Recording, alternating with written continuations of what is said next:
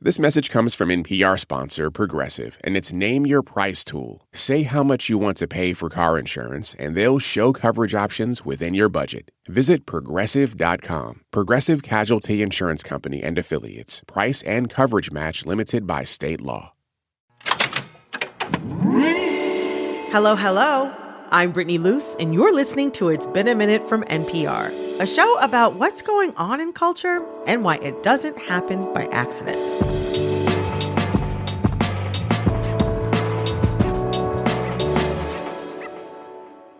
A quick warning, this segment includes mention of domestic violence, pedophilia, and sexual abuse.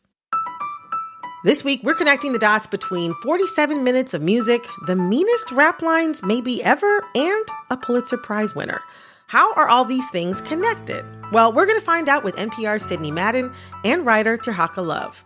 Sidney, Tirhakah, welcome to It's Been a Minute. What's up, Brittany? It's good to be here. And boy, do we have a lot to unpack here.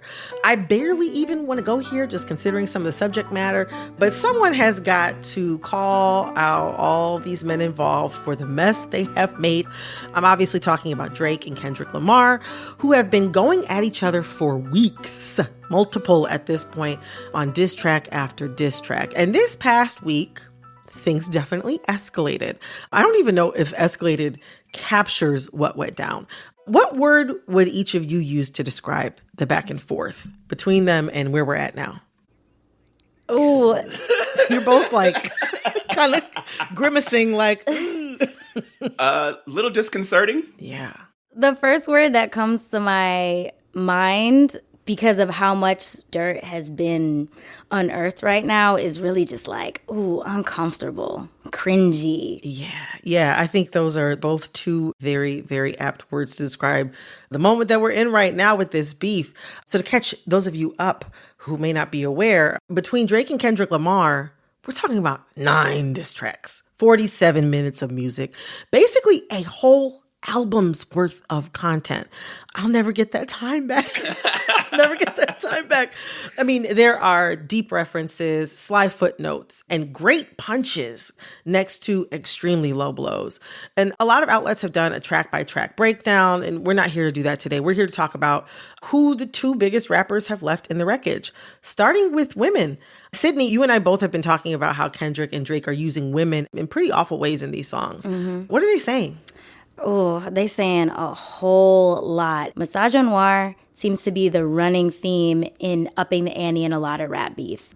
In these, it really is the skeleton key to getting the hardest hits on there. So one of Drake's hardest shots at Kendrick is basically saying, you talk about all this pro-black, free the slaves, Pulitzer Prize winner Kenny, when low-key you really prefer white women and you never had any intention of marrying your light-skinned black wife and you've actually beat on her before.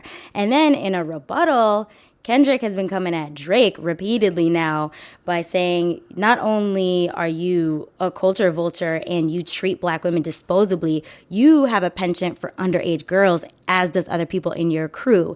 And some of these things have been fact-checked, like Baka Not Nice, who's a rapper in Drake's crew, who was convicted of assaulting a young woman and who was accused of running a prostitution ring. So you can see on both sides, it's very much women left in the wake to pick up the pieces about all the dirt that these men have done. Allegedly, yes. Yeah, I gotta put the allegedly. A heavy allegedly. As you mentioned, this isn't new. I mean, using women as pawns, I'm thinking about like The Bridge Is Over, KRS-One and Roxanne Shante. Something else that's also not new is both Kendrick and Drake leaning on homophobia, sometimes transphobia in their back and forth. It's low, it's embarrassing. You know, we see it way too much still in hip hop. But Tirhakah, you think there's also something new here? Listen, I don't know if there's ever been a time where a rap superstar, where 2 rap superstars are contemporaries and one is accusing the other of pedophilia, like in the loudest possible way. Real loud. Yeah. And we all know the stories of him going to girls' basketball games, and it's in our faces, just like it's in our faces for a lot of different industries when it comes to this sort of behavior. But contemporaries, people who are making their record label billions of dollars, right? That doesn't usually happen. And so this level of allegation, maybe it should inspire some sort of investigation. For the most part, it has inspired a discourse, but outside of that, it's inspired a lot of fun, right? Like, it's inspired a lot of like people going out to the club and listening to this song. Yeah, it's been a lot for my brain to handle, seeing all of these like TikTok videos of people making up dances or being in the club, just turning up to this song, that has this lyric, certified lover boy, certified pedophile. Certified pedophile. Certified lover boy, certified pedophiles. And I'm like, do y'all want to shout that out in the club? Yeah. I don't know how I feel about that one. Sidney, it's unclear right now if the claims of Kendrick Lamar's domestic abuse are true. But let's talk more about these allegations around Drake. Tirhakah, as you mentioned, there are some things that we've seen and heard over the years. It's kind of wild that this has been in the atmosphere for some time, but no one has previously called out Drake in this way. Yeah. What do you make of all this? Well, what we know in this rap beef is it's only cool and in vogue to call out someone's misogynoir when it benefits you to grandstand. A lot of hip-hop feminists have been very vigilant and vocal about this for a long time, but now it's being raised to a more mainstream conversation because it's a hit that Kendrick is making. There have been many people who've seen Drake buddy up to young Hollywood stars in the past. Millie Bobby Brown, Billie Eilish. And when Millie Bobby Brown was 13, she met Drake at a concert. He was 30 or 31 at the time. From there, they started a friendship where she would post Instagram photos by him. She said they would text a lot in interviews, and they maintained this friendship where he would give her advice about boys, stuff like that. And this was spoken about in interviews. This was very loud. Proudly. Yeah. Yes. Now add on the proximity to celebrity. Yes. On top of that. Drake being this huge, ephemeral, biggest pop star rapper in the world, some would argue. It's a recurring theme that a lot of people have clocked, but a lot of mainstream, or let's say like hip hop gatekeepers, have let slide for a really long time because either they doing the dirt themselves or they want to be close to Drake's shine. It's amazing to me because, a lot of times we'll call things out, and when we have like conversations around accountability and things of that nature, it's really difficult for people who are not in those circles to hold someone like Drake accountable, right? So when Kendrick is saying, hey, LeBron, hey, Steph, keep your kids from around this man, that's kind of big. These are people within their circles. You can't be accountable to anyone who is not in community with you. When I think about the allegations that have been, lobbed back and forth, this is some serious stomach-turning stuff. Yeah. And to be clear, at this point, there is no evidence that Drake has committed a crime. Yeah. But this gets into some of the recent conversation about whether or not rap lyrics are just art, or if these statements from Kendrick be cause for an actual criminal investigation. Where does this fall in the debate of art versus life? It's so interesting. I mean, this is the time we live in right now, because while all this, motions hugely vaguely over here is happening, Young Thug's trial, the YSL trial, is also going on in Atlanta, in Georgia right now. And the big key in the prosecution's case is a lot of Thug's rap lyrics being used against him. On Louder Than a Riot, we did a big deep dive about the historical roots of how rap lyrics have been used really as a racist motivator in so many ways, right? So that's where it gets really sticky, because you got to have something other than the lyrics too. You got to have receipts. I do think it's important that this is happening and this is being called out on such a big stage, because I'm reminded of how R. Kelly had accusations against him for such a long time, and people were still playing Step in the Name of Love at their weddings. All the time, all the time. But the turning point of, again, media really changed the conversation. That was the turning point that got R. Kelly out of his record deal. That is when a lot of accusations were mobilized on, and there was cases brought against him, and he was ultimately found guilty of. And so this is the thing about art imitating life and life influencing the art. Like, it can have those ripple effects. It can have those repercussions. But right now, like, it's not clear yet that is going to happen. It takes journalists and reporters to do this. And we can see, like, in hip-hop journalism and those type of things, is being defunded, is being destroyed.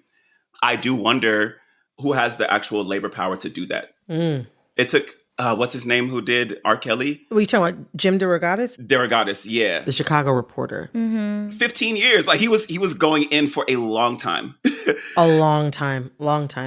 Zooming out and taking like a longer view of this, one thing I can't help but think about is the Me Too movement and how all of that plays into this.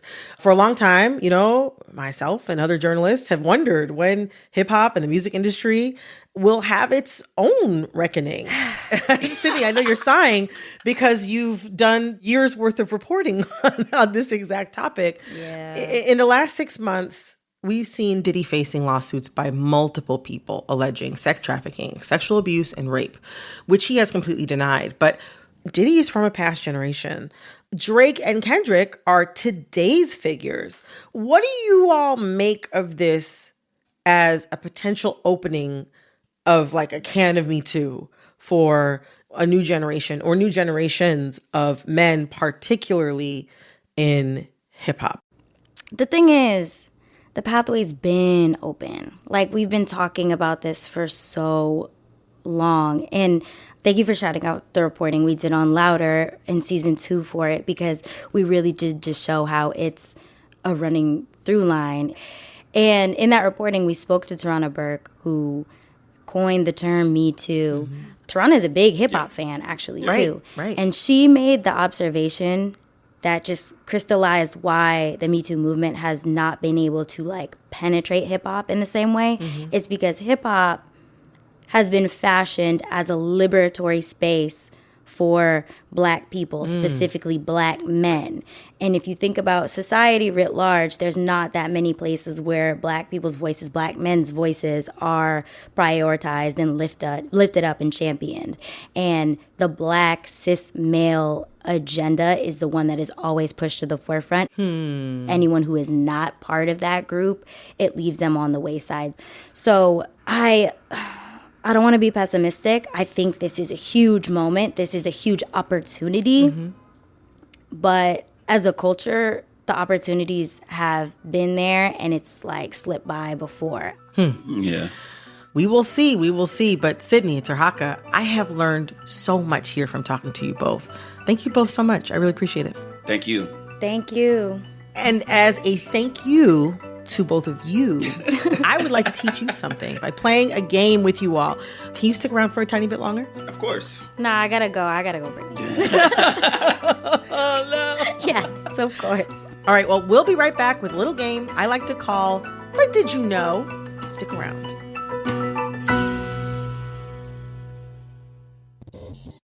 The following message comes from NPR sponsor Saatva. Founder and CEO Ron Rudson is proud that each Saatva mattress is made to order.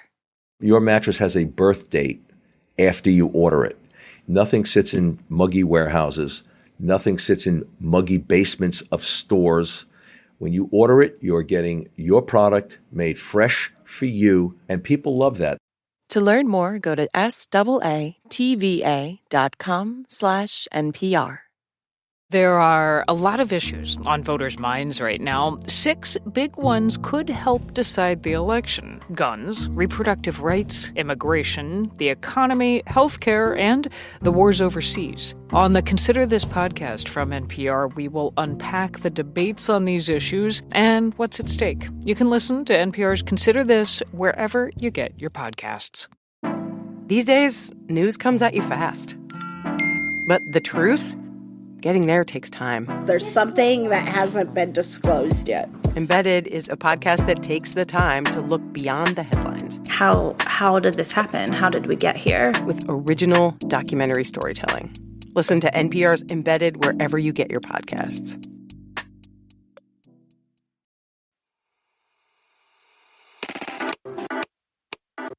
All right. We're going to play a little game I like to call But Did You Know? Here's how it works. I'm going to share a story that's been making headlines this week, and as I give you some background on the story, I'll also ask you trivia related to it. But don't worry, it is all multiple choice, so the right answer is in there somewhere.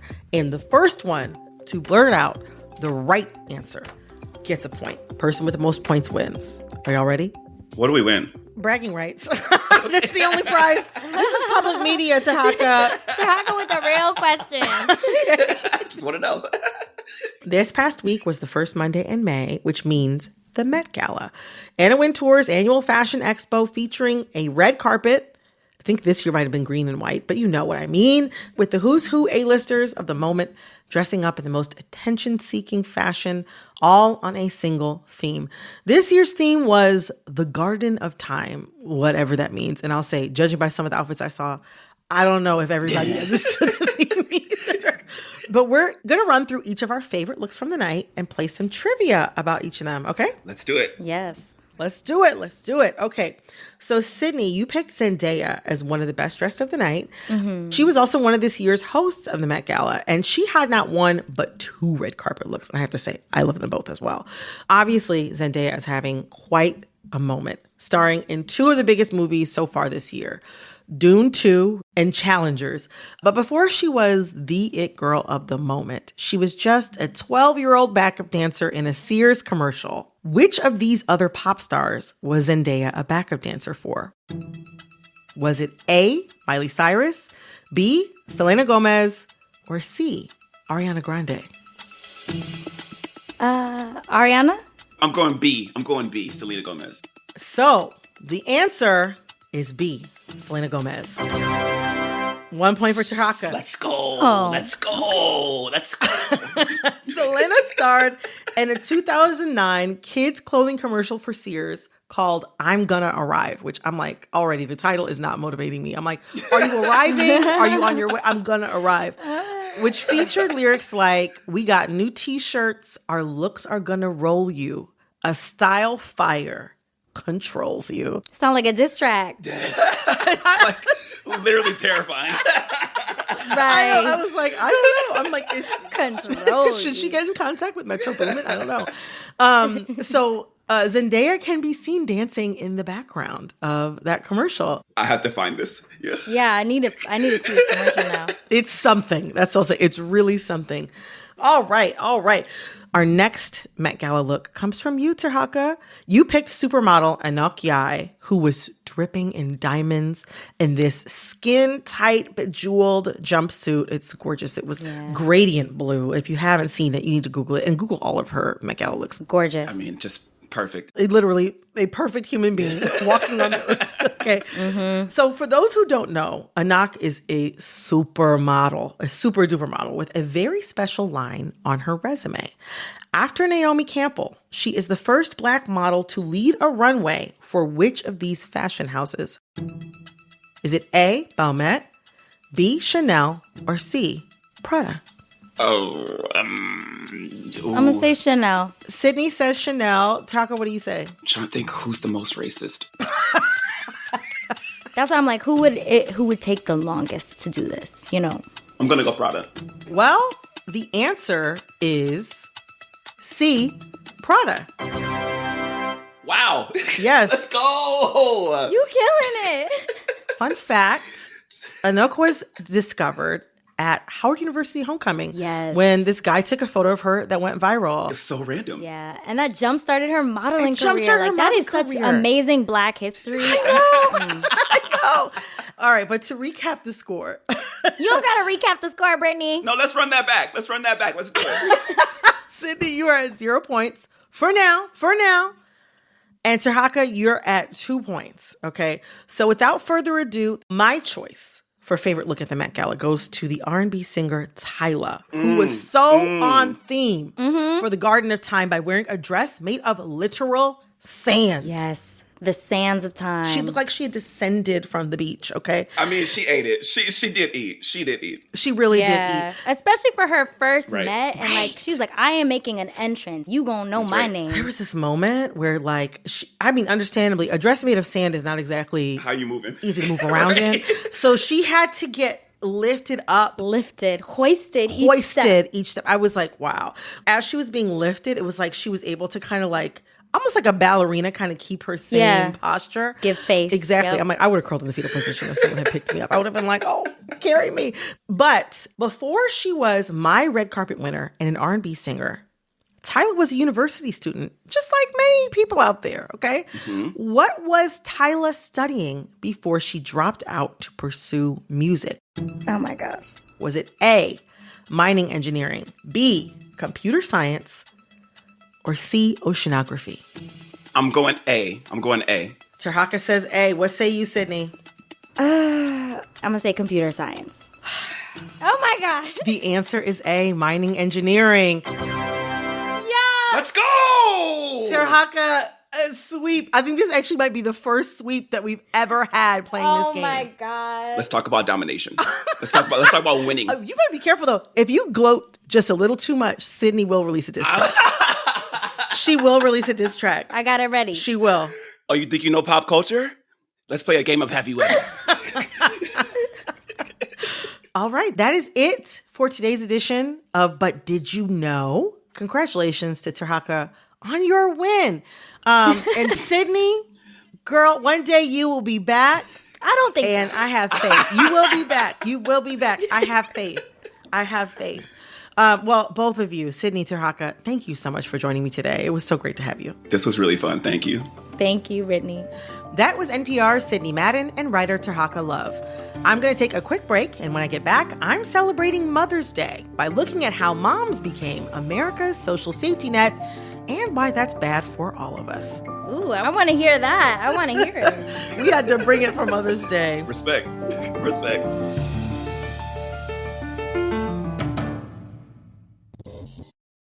I'm Rachel Martin. You probably know how interview podcasts with famous people usually go. There's a host, a guest, and a light Q&A.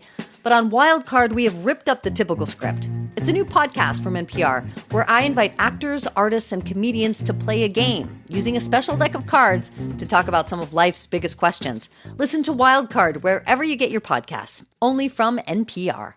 With NPR Plus, there's more to hear, like extended interviews with some of the experts we talk to at Planet Money and The Indicator. It's a mistake for economists to only think about economic efficiency when considering policies because you'll actually wind up with a worse outcome. And with NPR Plus, you help keep NPR going. Learn more at plus.npr.org.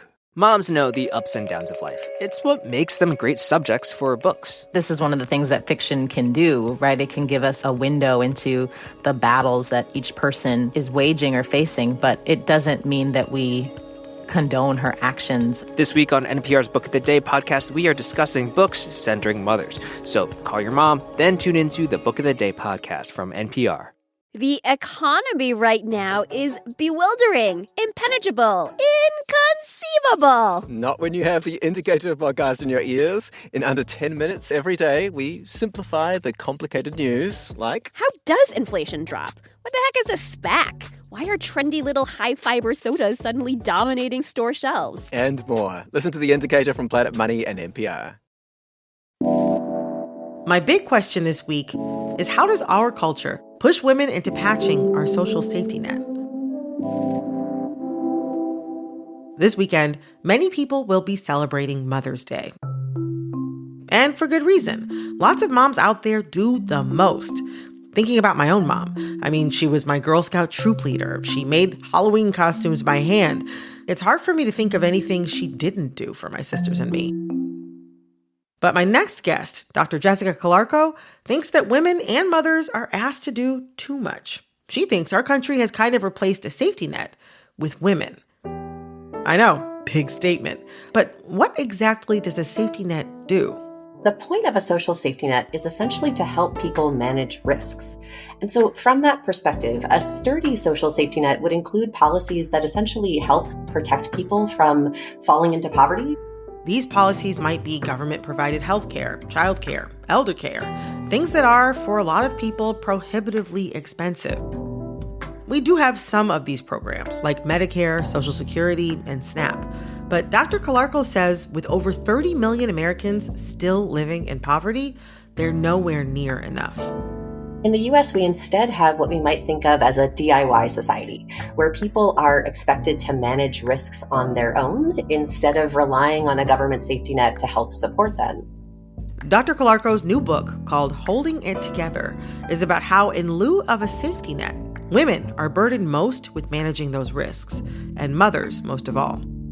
But why don't we do anything about it?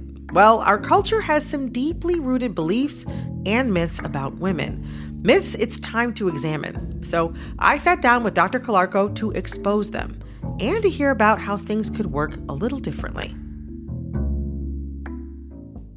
Dr. Calarco, welcome to It's Been a Minute. Thank you so much for having me. It's a pleasure to be here.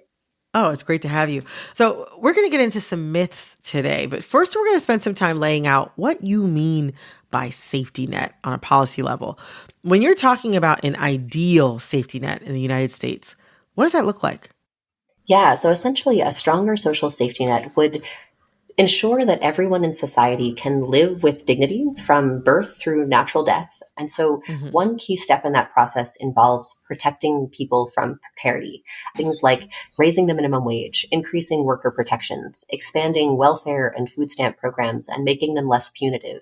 Another key step is to make care a public good rather than a private luxury. So creating universal public systems for things like healthcare and childcare and elder care, and funding that system to the level where the care provided is both reliable and sustainable. And then there's always going to be a need for unpaid, informal care between people. Things that like a community or a family would provide for each other. Exactly. And we can put in place policies to strengthen that work too. Things like guaranteed paid sick leave, paid family leave, laws that prevent employers from penalizing workers for requesting accommodations related to care. Those kinds of policies can help to ensure that all of us are available and have the resources and support that we need to do to be part of those community and family projects of supporting each other, and to do so without risking our own well-being or our own financial security in the process. Okay, so no matter what people might think about all that, I think many parents would agree that good childcare is expensive and hard to find. But there was a time when things could have gone another way. Can you tell that story? Yeah. So essentially during World War II, with so many men off fighting in battle, we needed as many women as possible to join the workforce back home. We decided to put in place childcare centers funded through the Lanham Act. When married women with small children have to take jobs, everything possible will be done to provide day care for the children. That made it possible for mothers with young children to get the care that they needed to make it possible for them to work for pay. And the thing is, at the end of the war, we could have made those centers permanent, and we could have expanded them to all communities across the U.S. That's what many of our European allies did. Places like France opting to expand the childcare centers that they'd put in place during the war, and paid family leave policies, things like national healthcare programs. These were what many countries were pursuing in Europe after World War II. But instead, the U.S. decided to prioritize the short-term interests of the economy, which meant making room for the men who were returning from war to have jobs in our economy and pushing women back home. And so to do that, they shuttered those childcare centers. That meant that we didn't have to restructure our economy or they do things like raise taxes to create a permanent safety net for women to be able to work for pay. But it also laid the groundwork for so many policies that followed because it created a structure where it just seemed natural and logical to rely on women to fill in these gaps, both in our social safety net and then also to be the sort of toggle switch where we can increase or decrease their employment depending on the economy's needs at any given moment in time. On that note, you write in your book that other countries have social safety nets. America has women. And your book is about all the ways that women are conscripted into doing that kind of work. You say that trapping women into motherhood is key to that conscription. How does that work? Yeah, with a DIY society like ours, one where we expect people to manage risk on their own, and especially in the context of, gender myths that make it seem like women are the ones who are only capable or best capable of caring for young children. And it becomes very easy for them to be conscripted into doing the unpaid labor at home of caring for children. And then once they're caring for children, it becomes easy to say, well, if she's already at home, she can care for grandma too. You describe it as exploitation. I mean, I imagine there are also many people who would like to stay home. Yeah. What do you say to that? In my research, I talked to one mom, for example, who's a low-income Black single mom working in food service, who, after her son was born, she wasn't able to take any paid time off. When the pandemic hit, she found herself unemployed all of a sudden. And this was the first time she'd ever gotten to stay home with her son. And she talked about how much of a joy it was to just get to teach him how to play Connect 4 and watch videos with him. And I think it speaks to the fact that we need support for all of us to be able to participate in this shared project of caregiving. And that really essentially the system is designed to kind of force particularly low-income women into low-wage jobs, even if they'd rather be home with their families. Women hold 70% of the lowest wage jobs in our economy. And then at the same time, to force women, especially women who have husbands who can support them financially, to stay home, even if they'd maybe rather be working for pay because of social pressure. So it's a system that limits choice for everyone. So the United States does have government assistance, but your book points out how sometimes using that assistance or that safety net can limit low-income families.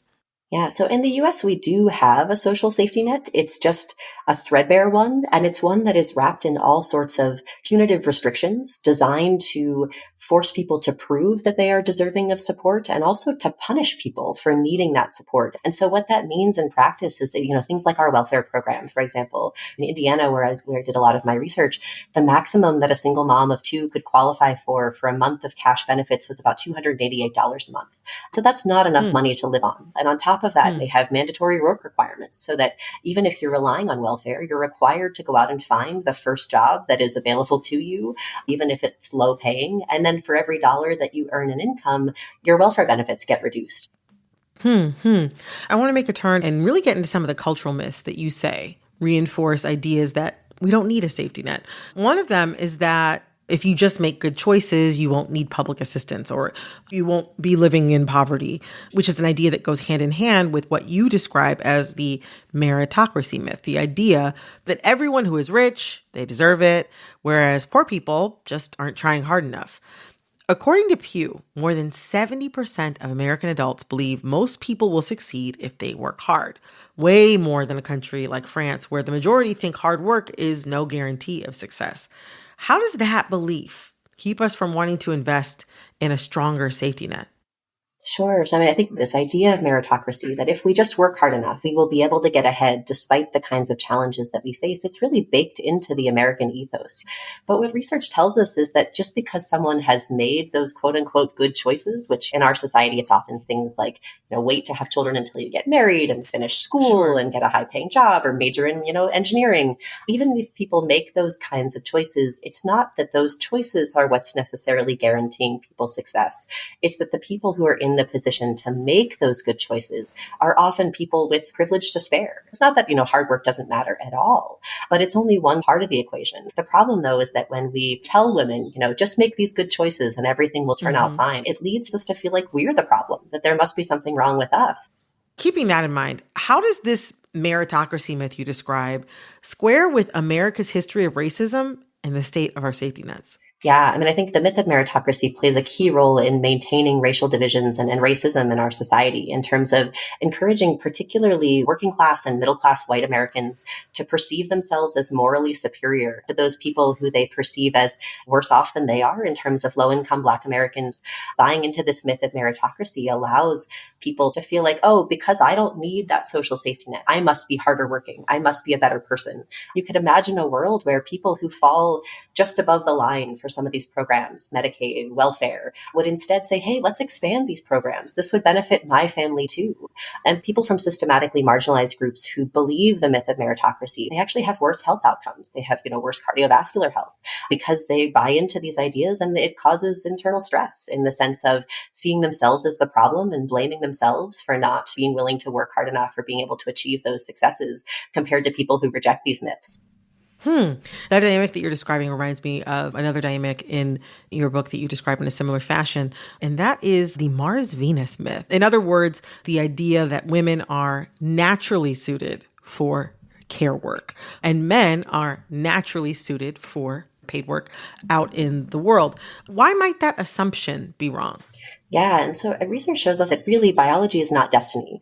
Even some of the anthropological work around things like hunter-gatherer societies has been recently debunked, showing that women in many of these hunter-gatherer societies actually play things like a much more involved role in hunting. These kinds of myths about, men go out and hunt and women stay home and tend to the fire and tend to the children, that it's not really as pat as it might seem if we consider the anthropological evidence, the biological evidence. The research there too shows that, men and women are socialized into differences from a very, very early age. From the time that young girls in particular are old enough to hold a baby doll, they're trained to hold these kinds of caregiving roles in our society. And that means that young boys, often aren't given that same kind of chance to develop their caregiving skills and aren't given the sort of positive reinforcement around those kinds of roles that girls are. And so they don't get as good at them. But at the same time, research shows that once men and boys are given the chance to learn to be good caregivers, they're just as capable of it as women are and can be highly effective in those roles and can often enjoy those roles too. I want to talk about how fathers and men think about this Mars-Venus myth. In one study that you conducted, you found that compared to dads who do not believe in the Mars-Venus myth, dads who believed it were more likely to oppose safety net programs like guaranteed paid family leave and free universal childcare, even if these dads knew they could have more money because their wives could work and they wouldn't have to pay for childcare. They still opposed these policies. What is it that these dads would lose out on if they were to let go of this myth? If dads were to let go of this myth, they would lose the perks of patriarchy, which for them means being able to pass the buck, being able to rely on the women in their families to pick up the slack so that they can focus more of their energies on paid work. I talked to one dad, for example, who I call Dennis. He's in his 30s. He's white. He has a bachelor's degree. He works in tech, and he likes to think of himself as fairly egalitarian. He talked about how I don't believe that 1950s stuff when it comes to gender. But when push came to shove, when it came to his own family, he wasn't willing to put his money where his mouth is, in the sense that when his oldest daughter was born, at the time, Dennis's wife, Bethany, was working full-time as a social worker, and she was making about $30,000 a year. And so between their two salaries, they could have afforded to pay for full-time childcare for their daughter. But he decided that it just wouldn't make sense financially for his wife, Bethany, to still be working. And he talked about it as she shouldn't have to spend half of her paycheck finding care. And so he was really treating this as only a trade-off between her income and the cost of childcare, as opposed to recognizing that the childcare is a shared project for himself and for his wife. And in the process, once she was staying home full time with their children, he realized very quickly that this had perks for him too. He talked about how he doesn't have to be the one to take a day off from work to care for the kids if there's a snow day. Bethany, meanwhile, actually wanted to go back to the workforce, but she felt pressure to stay home, in part because that's what her mom and Dennis's mom had done for them, and in part because she wasn't seeing that kind of support from Dennis. She didn't see him stepping up. And so she was worried about, even if I do go back to paid work, I might still be the default parent. I might still be the one who has to sacrifice. I remember reading the book. She was doing so much to keep their family afloat. And that reminded me of another myth that you unpack in your book about the supermom. Can you explain what the supermom myth is? Sure. So this is the idea that children are under threat and that moms are the only ones who can protect children from threats to their well-being. There's a sort of white evangelical Christian version, which focuses on the moral threats to children. And this is really driving what we see in terms of our, anti-critical race theory panic, or our panic around policies supporting children who are non-binary or who are thinking of transitioning. The kind of fear mongering that we've seen around kids is very much targeted at mom. I talk in the book about a number of evangelical parenting books that are very explicitly aimed at encouraging mothers to see themselves as the protectors of children, to help ensure their children's salvation. You say that's also something that you see with non-religious mothers as well. Absolutely. And so this is the kind of thing where it doesn't have to be the same threat to get to the same result. Even politically progressive leaning moms can be easily lured into feeling as though they have to be the ones to do everything because of threats to their children's status. For affluent, highly educated women, worries about downward mobility can lead mothers to feel as though they have to opportunity hoard, as though they have to intensive mother their children in ways that will prevent them from, not being at the top of their class, or not getting into the elite college, or not getting into those kinds of jobs that will secure their futures down the line. You also wrote that according to one of your studies, mothers who believe it's best for kids to have their mom at home are less supportive than other mothers of policies like free childcare and preschool for all. And that those same mothers are disproportionately inclined to say that parents should make sure their own children have the best chance at being successful, rather than working to ensure that all kids have an equal chance of success. Exactly. And so all of these myths are designed to keep us insular in our focus. They're meant to get us to focus on what we as individuals can do to improve our own lives or our children's lives, and to sort of not see the need for a stronger social safety net, or even to see the stronger social safety net as a threat to the kinds of privileges that we might be able to achieve for our families if we just work hard enough. What would a path towards a better safety net look like to you? We really have to reject the myths that have helped to delude and divide us. And one way that we can think about doing that is through what I talk about as a union of care. We know from research on labor unions that when people are part of a union, they're more likely to have a sense of linked fate with other people who are part of that same union, regardless of their racial differences, their class differences, because it allows them to see how they can all benefit from certain policies or from certain collective efforts that they take. In your book, you often use Scandinavian social safety net design as an example. But when I think about the United States, I don't know, those societies are not as truly diverse as ours is. And those are also countries that are not as big as ours is.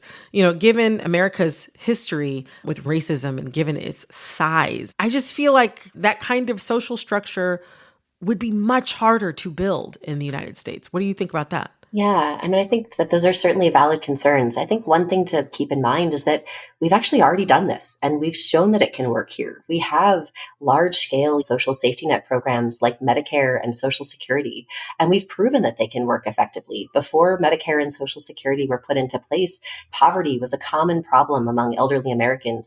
And today, because of those programs, those kinds of risks are much lower than they were before. These programs, they're strongly supported by public opinion. And it gets at this idea that once we have these programs in place, they become highly popular, even if they're fairly costly. So I think if we are able and willing to see those larger social structures, to reject those myths, then we could better recognize how a stronger social safety net would support all of us. Well, Dr. Calarco, it has been great to talk to you today. I've learned so much from reading your book and from this conversation. Thank you. Thank you so much for having me. It's been a pleasure to chat with you. Thanks again to Dr. Jessica Calarco. Her book is called Holding It Together: How Women Became America's Social Safety Net. It's out on June 4th.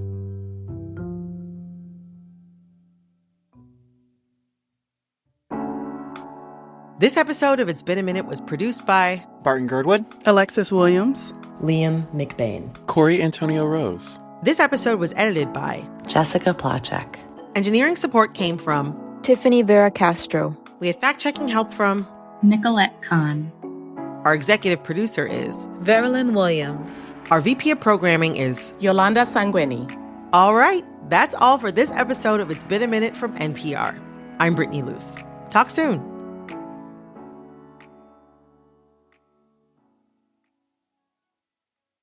If you're looking for a new way to support this show and public media, please consider signing up for the NPR Plus podcast bundle. NPR Plus listeners get to unlock sponsor-free listening and bonus episodes from NPR shows like this one. You can find out more at plus.npr.org. Taylor Swift has dropped a new album. She is the biggest pop star in the world, and everything she does makes news. I gasped. I was like, oh my God, I've been there, and you can identify with it. For a breakdown of Taylor Swift and her new album, The Tortured Poets Department, listen to the Pop Culture Happy Hour podcast from NPR. Jasmine Morris here from the StoryCorps podcast. Our latest season is called My Way. Stories of people who found a rhythm all their own and marched to it throughout their lives. Consequences and other people's opinions be damned. You won't believe the courage and audacity in these stories. Hear them on the StoryCorps podcast from NPR.